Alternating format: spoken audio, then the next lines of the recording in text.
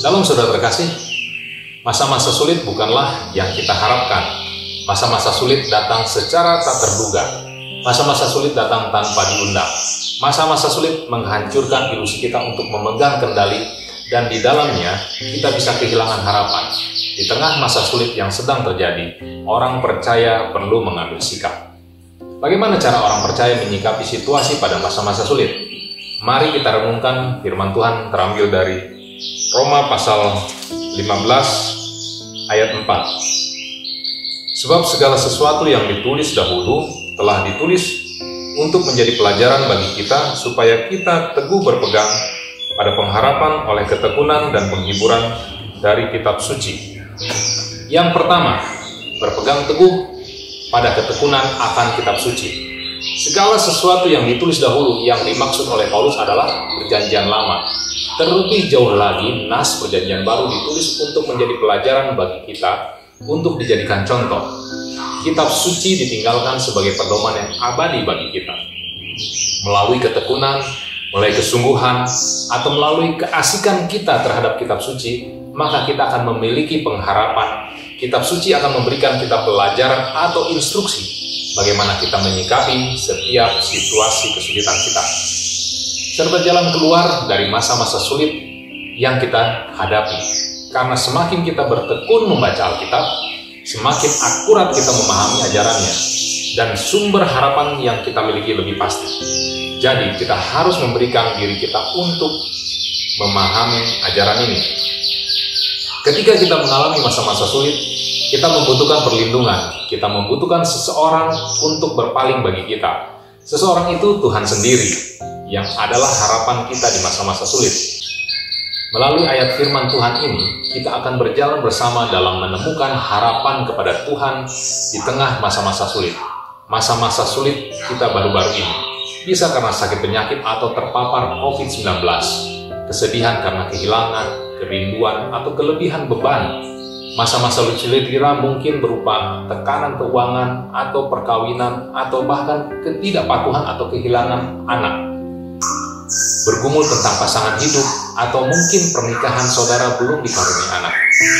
Kata ketekunan juga mengandung makna adanya kesulitan yang harus kita hadapi. Manusia bisa bertahan selama 40 hari tanpa makan, 4 hari tanpa minum, 4 menit tanpa bernapas. Namun manusia tidak mampu bertahan hidup hanya 4 detik saja jika ia tidak punya semangat dan harapan. Mari saudaraku tetaplah bertekun mengerjakan apa yang dituliskan dalam kitab suci. Saya tidak mengatakan bahwa dengan ketekunan tersebut semua penderitaan seperti sakit penyakit akan sembuh, atau tekanan finansial akan selesai dengan mendapatkan uang banyak.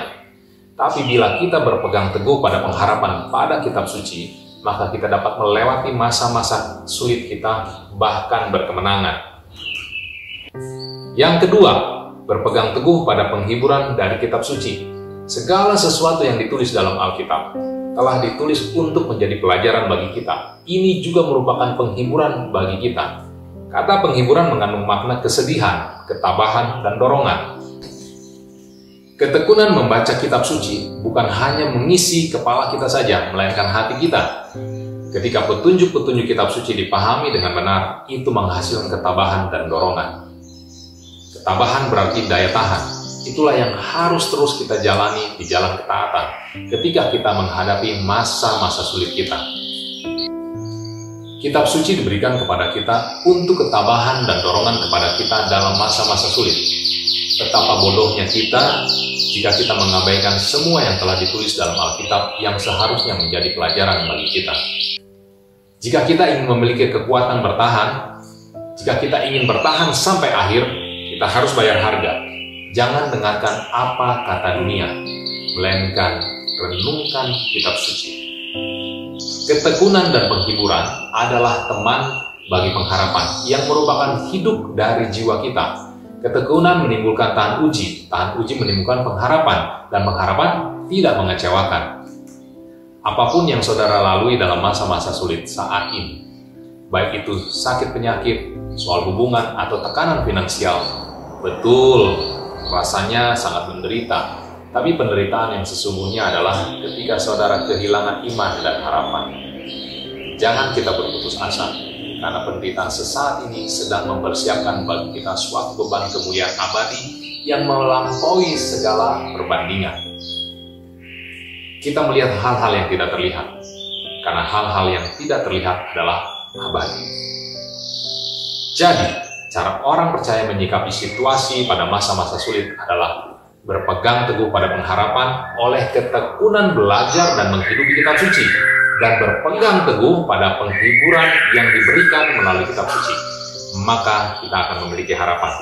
Stay safe, stay strong. Tuhan memberkati kita semua. Amin.